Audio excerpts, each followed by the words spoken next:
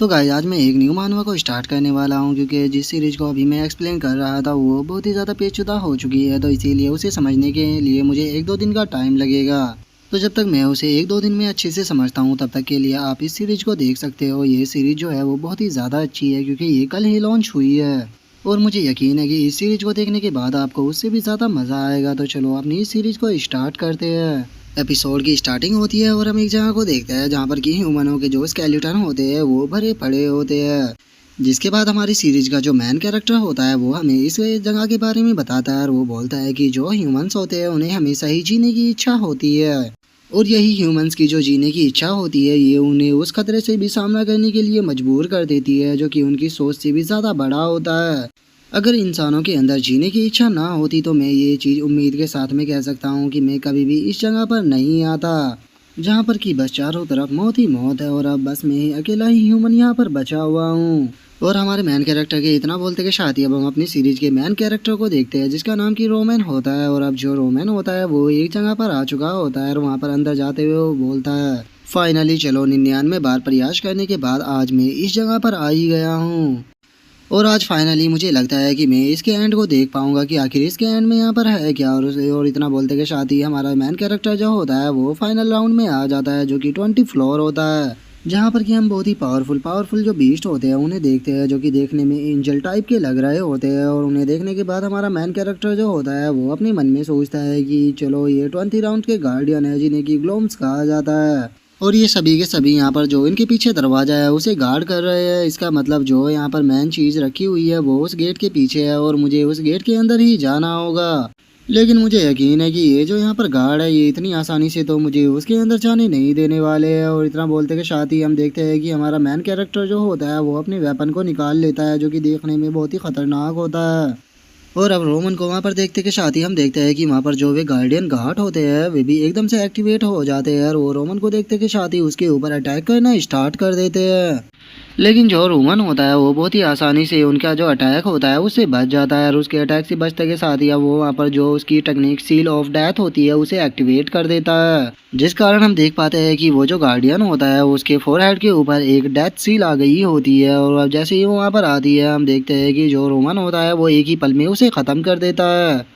और ऐसे ही हम देखते हैं कि जो रोमन होता है वो बाकी के जो गार्डियन गार्ड होते हैं उनके ऊपर भी अपनी डेथ सील को लगा देता है और उसके बाद वो हमें अपनी डेथ सील की पावर के बारे में बताता है कि जब मैं अपने अपोनेंट के ऊपर अपनी डेथ सील को लगा देता हूँ तो उसके बाद जो मेरा अपोनेंट है वो चाहे कुछ भी क्यों ना कर ले लेकिन मैं उसके ऊपर सक्सेसफुली अटैक कर कर उसे ख़त्म कर सकता हूँ। और इतना बोलते के साथ ही रोमन जो होता है वो दूसरा जो गार्डियन होता है उसके ऊपर अटैक कर कर उसकी भी वहाँ पर गर्दन को उसके धड़ से अलग कर देता है और उसकी गर्दन को अलग करते हुए वो हमें बताता है कि जब मैं अटैक करता हूँ तो यहाँ पर मेरे जो अटैक की डैमेज होता है वो 100% इंक्रीज हो जाता है जिसका सामने वाले अपोनेंट का इस अटैक से बच पाना पूरी तरह से नामुमकिन होता है। और इतना बोलते बोलते अब हम देखते हैं कि वो उन सभी गार्डियनों के बीच में आ जाता है और उन गार्डियनों को देखते हुए बोलता है कि मुझे लगता है कि ये सभी गार्डियन यहाँ पर मेरे लिए ही आ रहे हैं। और इतना बोलते के साथ ही रोमन जो होता है वो अपनी वेपन को तैयार कर लेता है और हम देखते हैं कि वो वहाँ पर अपनी दूसरी स्किल को एक्टिवेट करता है जिसका नाम की नाइट ऑफ डेथ होता है। और जैसे ही वो वहाँ पर अपनी नाइट ऑफ डेथ स्किल को एक्टिवेट करता है तो हम देखते हैं कि चारों तरफ अंधेरा जो होता है वो छा जाता है जिसे देखते के साथ ही हम वहाँ पर जो गार्डियन मौजूद होते हैं उन्हें कुछ भी नज़र नहीं आता। और जो रोमन होता है वो हमें अपनी इस स्किल के बारे में बताता है कि जो मेरी ये स्किल है इसकी मदद से मैं पूरी तरह से यहाँ पर सामने वाले अपोनेंट को अंधा कर सकता हूँ। मैं अपने अपोनेंट को आराम से देख पाता हूँ लेकिन मेरा अपोनेंट मुझे नहीं देख सकता। और इतना बोलते के साथ ही रोमन जो होता है वो वहाँ पर जो बाकी के गार्डियन होते हैं उनके ऊपर भी अटैक को कर देता है। हम देखते हैं कि इस बार का उसका स्लैश इतना पावरफुल होता है कि वो कई गार्डियन को ही एक बार में ख़त्म कर देता है। लेकिन अब जैसे ही जो रोमन होता है वो सामने की तरफ देखता है तो वो काफ़ी शौक हो जाता है और वो शौक होते हुए बोलता है कि डैमिट यहाँ पर तो जो और गार्डियन थे वो भी आना स्टार्ट हो गए, क्या ये यहाँ पर कभी भी ख़त्म नहीं होने वाले। और रोमन के इतना बोलते के साथ ही हम देखते हैं कि वे जो गार्डियन होते हैं वो रोमन के ऊपर अटैक को कर देते हैं लेकिन जो रोमन होता है वो सही टाइम पर वहाँ से हट जाता है। लेकिन उसके बाद भी हम देखते हैं कि उसके जो कपड़े होते हैं वो वहाँ पर डैमेज हो जाते हैं। लेकिन जो गार्डियन होते हैं वो यहाँ पर नहीं रुकते और वो नॉन स्टॉप अब जो वहाँ पर रोमन होता है उसके ऊपर अटैक करना स्टार्ट कर देते हैं जो देखकर रोमन अपने मन में सोचता है कि ये आइस और जो फ्लेम है उन दोनों के अटैक एक साथ कर रहे हैं। इसीलिए मुझे लगता है कि मुझे यहाँ पर अपनी स्पीड का इस्तेमाल करना पड़ेगा। और इतना बोलते के साथ ही हम देखते हैं कि वहाँ पर जो रोमन होता है वो अपनी स्पीड को इंक्रीज कर देता है, जिस कारण हम देख पाते हैं कि उसकी स्पीड वहाँ पर इतनी बढ़ गई होती है कि उसके हमें वहाँ पर काफ़ी सारे शैडो क्लोन दिखाई देने लगते हैं। जो देखते के साथ ही अब जो वो गार्डियन होता है वो भी वहाँ पर अपनी किसी स्किल को एक्टिवेट करता है जो कि फ्लेम रिलेटेड लग रही होती है,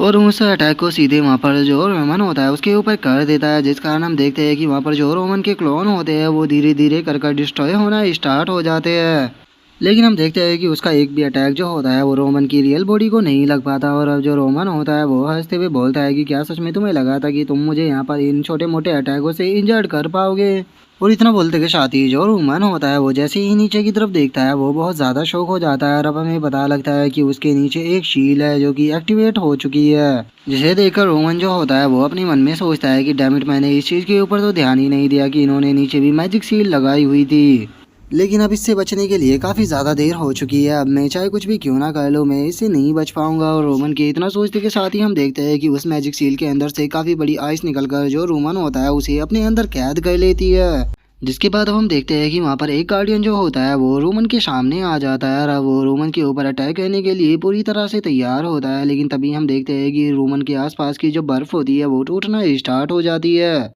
और अब जो रोमन होता है वो वहाँ पर अपनी फोर्थ स्किल को एक्टिवेट कर देता है, जिसका नाम की मून लाइट डिस्ट्रक्शन होता है। और उसके इस स्किल को एक्टिवेट करते के साथ ही हम देखते हैं कि वो जिस आइस के अंदर बंद होता है वो आइस दो भागों में कट जाती है। और उसी के साथ में वहाँ पर जो वो गार्डियन होता है वो भी दो भागों में कट कर वहाँ पर अलग अलग हिस्सों में गिर जाता है। और अब उस गार्डियन को खत्म कर देने के बाद जो रोमन होता है वो एक शगुन की सांस लेते हुए बोलता है कि सच में ये जो गार्डियन था ये काफी क्लोज था। वो तो अच्छा हुआ कि मैंने सही टाइम पर यहाँ पर अपनी स्किल का एक्टिवेट कर लिया, नहीं तो मुझे लगता है कि ये मुझे बहुत ज़्यादा डैमेज दे सकता था। लेकिन मैं अब इनके साथ में यहाँ पर अपने ज़्यादा टाइम को वेस्ट नहीं करना चाहता, क्योंकि मैं आखिर जानना चाहता हूँ कि इस सब के पीछे यहाँ पर सीक्रेट क्या है जिसने कि पूरी ह्यूमैनिटी को ही ख़त्म कर दिया है। और रोमन के इतना बोलते के साथ ही हम देखते हैं कि वहाँ पर अब जो गार्डियन मौजूद होते हैं वे सभी के सभी अपने सबसे पावरफुल अटैक को तैयार करने लगते हैं, जिसे देखते के साथ ही अब जो वहाँ पर रोमन होता है वो भी अपनी मून लाइट डिस्ट्रक्शन टेक्निक को एक्टिवेट कर देता है। और इसी के साथ में उसकी जो एक और टेक्निक होती है रेड मून, उसे भी इसके साथ में मर्ज कर देता है। और अब दोनों टेक्निकों को एक साथ में मर्ज करते के साथ ही वहाँ पर जो बाकी के गार्डियन होते हैं उन सभी के ऊपर अटैक कर देता है। और हम देखते हैं कि इस बार का उसका अटैक इतना पावरफुल होता है कि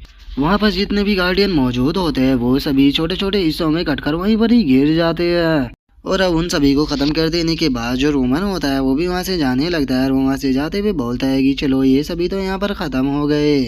तो चलो फिर अब अंदर चलकर चेक करते हैं कि आखिर अंदर चल क्या रहा है। और अंतना बोलते कि शादी अब जो रोमन होता है वो उसी गेट के अंदर जाने लगता है जिसे कि ये सभी गार्डियन यहाँ पर गार्ड कर रहे थे। जिसके बाद हम देखते हैं कि जो रोमन होता है वो उस गेट के अंदर आ चुका होता है। और अब जैसे ही वो अंदर आता है वो सामने के नज़ारे को देखकर थोड़ा सरप्राइज हो जाता है और वो सरप्राइज होते हुए बोलता है कि क्या ये वही पैलेस है, ये तो देखने में एक टेम्पल के जैसा लग रहा है। और उसके इतना बोलते के साथ ही अब हम उस रियून्स को देखते हैं, जिसे देखने के बाद रोमन जो होता है वो अपने मन में सोचता है कि चलो यहाँ पर खड़े होके कुछ भी पता नहीं लगने वाला, चलकर अंदर देखते हैं। और इतना बोलते के साथ ही अब जो रोमन होता है वो वहाँ पर जो एक फॉर्मेशन सी लगी हुई होती है उसके ऊपर आ जाता है। और उसके ऊपर आने के बाद जो रोमन होता है वो बोलता है कि मुझे लगता है कि बस एक ही यही तरीका है असलियत पता करने का कि आखिर यहाँ पर चल क्या रहा है। और रोमन के इतना बोलते कि शादी अब हम देखते हैं कि वहाँ पर जो वो फॉर्मेशन सी लगी हुई होती है वो एकदम से एक्टिवेट हो जाती है, जिसके अंदर से गोल्डन कलर की जो एनर्जी होती है वो भी बाहर निकलने लगती है। जिसे देखने के बाद जो रोमन होता है वो भी थोड़ा खुश होने लगता है और वो खुश होते हुए अपने मन में सोचता है कि चलो फाइनली आज लगता है कि मैं इस गेम को यहाँ पर फिनिश कर दूंगा। और उसके इतना बोलते के साथ ही अब हम देखते हैं कि वहाँ पर एक नोटिफिकेशन आ जाती है जो कि वहाँ पर आने के बाद बताती है कि वॉश रूम जहाँ पर की एंट्रेंस की कंडीशन होती है 5, लेकिन यहाँ पर एक ही आया होता है। जिसके बाद अब वहाँ पर एक और नोटिफिकेशन आती है जो कि उसको बताती है कि अगर तुम बॉस रूम के अंदर इंटर करना चाहते हो तो तुम्हें कम से कम 5 प्लेयरों की ज़रूरत पड़ेगी, लेकिन तुम तो यहाँ पर अकेले ही आए हो। जो सुनते के साथ ही हम देखते हैं कि जो रोमन होता है वो भी काफ़ी परेशान हो जाता है और उसे कुछ भी समझ में नहीं आता कि आखिर यहाँ पर चल क्या रहा है। और उसके कुछ समझ पाने से पहले ही हम देखते हैं कि वहाँ पर एक और नोटिफिकेशन आती है जो कि उसको बताती है कि जो प्लेयर है उसे 5 सेकंड के अंदर मार दिया जाएगा, क्योंकि वो रिक्वायरमेंट को पूरा करने में यहाँ पर फेल हो गया है। और उसके इतना बोलते ही हम देखते हैं कि वहाँ पर एक शील्ड लग जाती है जो कि उसे चारों तरफ से घेर लेती है। और जो रोमन होता है वो चिल्लाते हुए बोलता है कि वो द हेल, आखिर ये चल क्या रहा है। अगर यहाँ पर 5 प्लेयरों की रिक्वायरमेंट थी तो ये चीज़ तुमने मुझे पहले क्यों नहीं बताई। मैं शुरू से ही यहाँ पर खेल रहा हूँ, लेकिन उसके बाद भी मुझे कोई भी ऐसी नोटिफिकेशन नहीं आई जिसमें कि ये बताया गया हो कि यहाँ पर टोटल 5 प्लेयरों को आना होगा। और इतना बोलकर रोहन जो होता है वो उन्हें गाली देते हुए बोलता है कि बास्टर्ड, मैं तुम्हें जिंदा नहीं छोड़ूंगा। और तो उसके इतना बोलते कि शादी अब हम देखते हैं कि उसकी जो बॉडी होती है वो धीरे धीरे कर वहाँ से डिसअपेयर होने लगती है। जो देखकर रोमन जो होता है वो भी काफी शौक हो जाता है और वो शौक होते हुए बोलता है कि क्या सच में मेरा जो अंत है वो इस तरह से होने वाला है। गॉड डैम बास्टर्ड, याद रखना अगर मैं अगली बार यहाँ पर आया तो मैं तुम्हें जिंदा नहीं छोड़ूंगा, मैं तुम्हें मार दूंगा। और इस रोमन के इतना बोलते के साथ ही हम देखते हैं कि वहाँ पर नोटिफिकेशन आती है जो कि बताती है कि प्लेयर मर चुका है। जिसके बाद हम देखते हैं कि वहाँ पर एक और नोटिफिकेशन आती है जो कि बताती है कि जो टाइम है उसे दोबारा से रीसेट किया जा रहा है और दोबारा से फर्स्ट राउंड पर जा रहा है। जिसके बाद एक और नोटिफिकेशन आती है जो कि बताती है कि ये इस रूइंस का जो टाइम दोबारा से रीसेट हो रहा है, ये इस बार 100वीं बार है। और हमें पता लगता है कि इससे पहले ये 99 बार रीसेट हो चुका था और इस बार ये 100वीं बार भी हो गया है। जिससे कि हमें पता लग जाता है कि जो हमारा प्लेयर था वो 98 बार भी इस गेम में आ चुका है और वो यहाँ पर फेल हो चुका है। जिसके बाद अब एक और नोटिफिकेशन आती है कि तुमने अभी तक जितनी भी चीज़ों को यूज़ किया था वे सभी की सभी अब डिसअपेयर की जा रही है और सब चीज़ों को दोबारा से सेटअप किया जा रहा है। लेकिन चूंकि तुम 99 बार फेल हो चुके हो तो इसीलिए ये 100वीं बार है जबकि टाइम को रिसेट किया जा रहा है और ये तुम्हारा फाइनल होने वाला है। अगर इस बार फेल हुए तो जो भी होगा वो रियलिटी बन जाएगा। जिसके बाद अब हमारा व्यू जो होता है वो किसी दूसरी जगह पर आ जाता है जहाँ पर कि हम बहुत सारे ह्यूमनों को देखते हैं जो कि किसी जगह पर खड़े हुए होते हैं। जिसके बाद अब कोई बंदा जो होता है वो चिल्लाते हुए सभी लोगों से बोलता है कि कोई भी कहीं पे मत जाइएगा, प्लीज जल्दी से 5 तक की गिनती गिनना स्टार्ट करो क्योंकि जल्दी ही टाइम होने वाला है। जो सुनते के साथ ही अब सभी लोग जो होते हैं वो 5 तक की गिनती को कहना स्टार्ट कर देते हैं। लेकिन तभी हम वहाँ पर एक बंदे को देखते हैं जिसकी बॉडी से कि ब्लू कलर का ऑरा निकल रहा होता है। और अब जैसे ही वो बंदा जो होता है वो उस जगह को देखता है वो काफी ज्यादा शौक हो जाता है और वो खुद की बॉडी को देखते हुए बोलता है कि क्या मैं वापस आ चुका हूँ। इस मोमेंट को देखकर तो ऐसा लग रहा है कि ये टाइम वही है जहाँ से कि मैं उस गेम के अंदर गया था, तो क्या मैं वहीं पर ही आ चुका हूँ जहाँ से कि मैंने उस गेम को शुरू किया था। मैं टोटल 20 राउंड तक पहुंचा था और 20 राउंड पे पहुंचने के बाद मैं वहां पर मारा गया, तो क्या इसका मतलब ये है कि मैं दोबारा से उसी जगह पर आ चुका हूँ जहाँ से कि ये सब चीज़ों की शुरुआत हुई थी।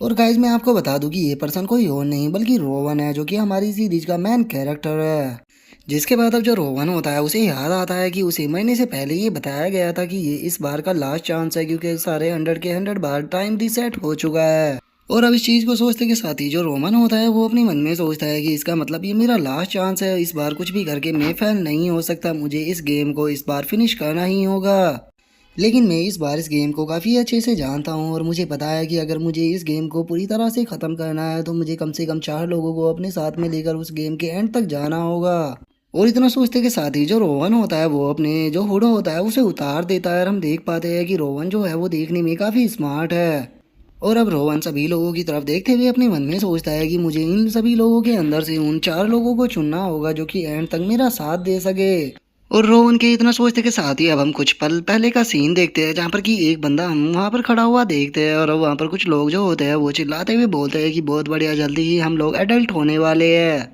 जो सुनते के साथ ही उनमें से एक बंदा जो होता है वो खुश होते हुए बोलता है कि अगर हम एडल्ट हो जाएंगे तो उसके बाद हमें किसी की भी टेंशन नहीं होगी ना। जो सुनकर उसका साथी बोलता है कि बिल्कुल भी नहीं। जो सुनकर एक और बंदा जो होता है वो थोड़ा सोचते हुए बोलता है कि मैं जल्दी ही ग्रेजुएट होने वाला हूँ, तो मैं सोच रहा हूँ कि आखिर मैं ग्रेजुएट होने के बाद क्या करूँगा, क्या मुझे डिलीवरी मैन बन जाना चाहिए। और उसके इतना बोलते के साथ ही जो उसका एक साथी होता है वो अपनी दूसरे साथी को इशारा करते हुए उससे बोलता है कि ये जरा उधर देखो, वो लड़की देखने में बिल्कुल शियो एरिन जैसी दिख रही है। जो सुनते ही उसका साथी जो होता है वो एकदम से शौक होते हुए बोलता है कि शियो आयरिन कहाँ पर है, जल्दी से मुझे दिखाओ, वो तो एक एक्ट्रेस है। और अब जैसे ही वो लड़का उधर देखता है तो उसे पता लगता है कि जो शियो आयरिन है वो उस तरफ नहीं है। जो देखते के साथ ही वो गुस्से में उसे बोलता है कि क्या तुम यहाँ पर मेरे मजे ले रहे हो। जो सुनते ही उसका साथी वहाँ पर जोर जोर से हंसने लगता है और वे दोनों ऐसे मजाक कर ही रहे होते हैं। लेकिन तभी तीसरा बंदा जो होता है वो अपने चौथे साथी से बोलता है कि योंगमिन, आखिर तुम क्या करने वाले हो, तुम्हारे दिमाग में अब क्या चल रहा है। जो सुनते के साथ ही योंगमिन जो होता है वो हंसते हुए उस बंदे से बोलता है कि क्या मैंने तुम्हें नहीं बताया था, मैं तो एक गैंगस्टर बनने वाला हूँ।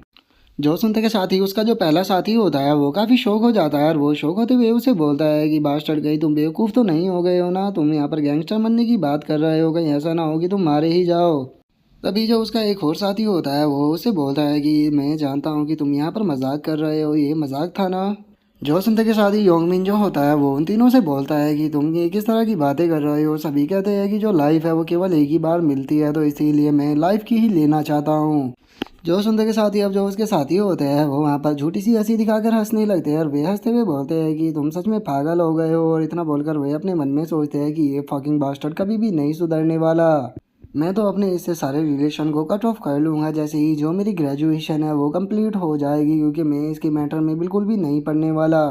और इतना सोचते के साथ ही अब उनमें से जो एक बंदा होता है वो योंगमिन से बोलता है कि योंगमिन, अरे हाँ ये तो बताओ कि ग्रेजुएशन के बाद जो तुम्हारा वो पर्सनल सेटल है उसके साथ में तुम क्या करने वाले हो। जो सुनते के साथ ही अब योंगमिन जो होता है वो किसी पर्सन के बारे में याद करने लगता है और उस पर्सन के बारे में याद करते हुए बोलता है कि क्या तुम उस पूर्व बास्टर्ड की बात कर रहे हो। अगर सच बताओ तो मैं उस बास्टर्ड को इतनी आसानी से नहीं छोड़ने वाला। अगर मैं ग्रेजुएट भी हो जाऊंगा तो उसके बाद भी मैं उसे इसी तरह से मारने वाला हूँ जैसा कि उसे मैं अभी मारता हूँ। जो सुनते के साथ ही उसका जो एक साथी होता है वो हंसते हुए बोलता है कि अरे ये कितनी सैड बात है, उस बेचारे को ये चीज़ तो कभी पता ही नहीं लग पाएगी कि अगर वो ग्रेजुएट भी हो जाएगा तो उसकी लाइफ में कुछ भी नहीं बदलने वाला, वो उसी तरह से पिटने वाला है।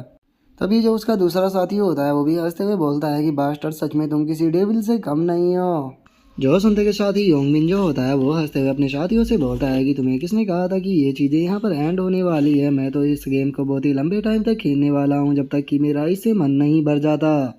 जो सुनते के साथ ही उसका जो एक साथी होता है वो इधर उधर देखने लगता है और वो इधर उधर देखते हुए बोलता है कि एक मिनट रुको, मुझे ऐसा लगता है कि जो तुम्हारा पंचिंग बॉक्स है वो भी शायद यहाँ पर आया है। और उसके इतना बोलते के साथ ही अब जो टाइम होता है वो उसी जगह पर आ जाता है जहाँ पर कि थोड़ी देर पहले था और एक बंदा चिल्लाते हुए बोलता है कि अब बस 5-4 सेकंड का टाइम रह चुका है, तो सभी लोग एक साथ 5 तक गिनना स्टार्ट करो। और उसके इतना बोलते के साथ ही अब जो योंग मैंग जी होता है वो किसी तरफ देखते हुए बोलता है कि तुमने सही कहा था, वो यहीं पर ही है। और अब हमें पता लगता है कि ये किसी और की नहीं बल्कि रोमन की बात कर रहा होता है। और हम देखते हैं कि जो रोमन होता है उसकी बॉडी से वहाँ पर काफ़ी खतरनाक ऑरा निकल रहा होता है। और उस ऑरा को देखने के बाद जो रोंगमिन होता है वो भी एक पल के लिए थोड़ा शौक हो जाता है और वो शौक होते हुए बोलता है कि आखिर ये क्या था। और उसके इतना बोलते के साथ ही हम रोवन को देखते हैं जो कि अपने हुड को उतारने लगता है और अपने हुड को उतार कर वो भी जो योंगमिन होता है उसकी तरफ देखने लगता है। और हम देखते हैं कि जो रोवन होता है वो काफ़ी स्मार्ट लग रहा होता है। जो देखने के बाद योंगमिन जो होता है वो थोड़ा इरिटेट होते हुए बोलता है कि आखिर यहाँ पर क्या प्रॉब्लम है, ये मुझे थोड़ा डिफरेंट क्यों लग रहा है। और योंगमिन के इतना बोलते ही कोई बंदा चिल्लाते हुए बोलता है कि न्यू ईयर आ गया। लेकिन हम देखते हैं कि योंगमिन जो होता है उसका उस बंदे के ऊपर बिल्कुल भी ध्यान नहीं होता और वो रोवन की तरफ देखते हुए बोलता है कि इस बास्टर्ड की हिम्मत कैसे हुई मेरी तरफ इस तरह से देखने की, लगता है कि ये मेरे हाथों से आज मरेगा। जो सुनते के साथ ही उसका जो एक दोस्त होता है वो योंगमिन को रोकते हुए बोलता है कि योंगमिन उसे जाने दो, क्योंकि आज न्यू ईयर है तो इसीलिए तुम्हें उसे नहीं मारना चाहिए। तभी जो उसका एक और साथी होता है वो भी योंगमिन से बोलता है कि योंगमिन इसने सही कहा, छोड़ो उसे, आज मारकर कोई फायदा नहीं है, उसे भी न्यू ईयर का थोड़ा मजा लेने दो। और अब अपने दोस्तों की बातों को सुनकर योंगमिन जो होता है वो भी थोड़ा शांत हो जाता है और वो शांत होते हुए बोलता है कि ठीक है, अगर तुम कह रहे हो तो मैं आज इस बास्टर्ड को यहाँ पर छोड़ रहा हूँ। और अब योंगमिन के इतना बोलते के साथ ही जो उसके तीनों दोस्त होते हैं वो काफ़ी ज़्यादा खुश हो जाते हैं और वे खुश होते हुए बोलते हैं कि फाइनली आज हम एडल्ट हो गए। और उनके इतना बोलते के साथ ही अब हम किसी की आवाज़ को सुनते हैं जो कि वहाँ पर आते हुए बोलती है कि ह्यूमन तो काफ़ी इंटरेस्टिंग होते हैं, ये यहाँ पर अपने न्यू सन को सेलिब्रेट कर रहे हैं, लेकिन ये इस बात को जानते ही नहीं कि ये कितनी बुरी सिचुएशन में है। और अब इस आवाज़ को सुनने के बाद जो योंगमिन होता है वो थोड़ा सरप्राइज होते हुए अपने साथी से पूछता है कि क्या तुमने अभी कुछ कहा। जो सुनकर उसका साथी जो होता है वो घबराते हुए बोलता है कि नहीं, मैंने तो कुछ भी नहीं बोला। तभी जो उसका तीसरा साथी होता है वो आसमान की तरफ देखते हुए बोलता है कि पता नहीं, लेकिन मुझे ऐसा महसूस हुआ जैसे कि ये जो साउंड है ये आसमान से आया था। और उसके इतना बोलते के साथ ही हम देखते हैं कि वहाँ पर एक काफ़ी खूबसूरत लड़की आ जाती है जो कि देखने में किसी एंजल की तरह लग रही होती है। और वो वहाँ पर आने के बाद उन लोगों से बोलती है कि तुम लोग उस जाल के अंदर फंस चुके हो जिस जाल के बारे में तुम लोग यहाँ पर कुछ जानते ही नहीं हो। और अगर हमारी नज़रों से तुम्हें देखा जाए तो हमारी नज़रों में तुम किसी मंकी से ज़्यादा कुछ भी नहीं हो जो कि बस इधर उधर उछलते रहते हो। लेकिन हम देखते हैं कि वहाँ पर जो लोग मौजूद होते हैं वो उस लड़की की बात पर ध्यान ना देते हुए उसकी खूबसूरती को देखकर बोलते हैं कि अरे वाह, ये तो देखने में बिल्कुल एंजल जैसी है। तो क्या जो भगवान है वो हमसे इतना ज़्यादा खुश हो गया है कि उसने न्यू ईयर को सेलिब्रेट कराने के लिए खुद ही हमारे पास में एंजल को भेज दिया है। तभी एक और बंदा जो होता है वो भी शौक होते हुए बोलता है कि भाई मुझे तो यकीन ही नहीं हो रहा है कि ये हकीकत है या फिर मेरा कोई सपना। और उन लोगों के इतना बोलते के साथ ही हम देखते हैं कि जो रोवन होता है वो भी वहाँ पर खड़ा हुआ होता है, लेकिन वो वहाँ पर कोई भी एक्सप्रेशन नहीं दे रहा होता। और अब उस लड़की को वहाँ पर देखने के बाद जो रोहन होता है वो अपने मन में सोचता है कि चलो ये यहाँ पर आ गई। सच बताओ तो जब भी मैंने इसे 99 बार यहाँ पर देखा है मुझे इसकी शक्ल से ही नफरत होती थी, लेकिन चूंकि अब ये फकिंग बास्टर्ड यहाँ पर आ चुकी है तो अब दोबारा से वही चीजें होना स्टार्ट हो जाएगी। और अब रोवन के इतना बोलते के साथ ही जो हमारा आज का एपिसोड है वो यहीं पे कंप्लीट हो जाता है। तो नेक्स्ट एपिसोड में देखें कि आगे क्या होता है। अगर आप लोगों को वीडियो अच्छी लगी हो तो लाइक करना, चैनल को सब्सक्राइब करना। मैं मिलता हूँ नेक्स्ट एपिसोड में, तब तक के लिए बाय बाय गाइस।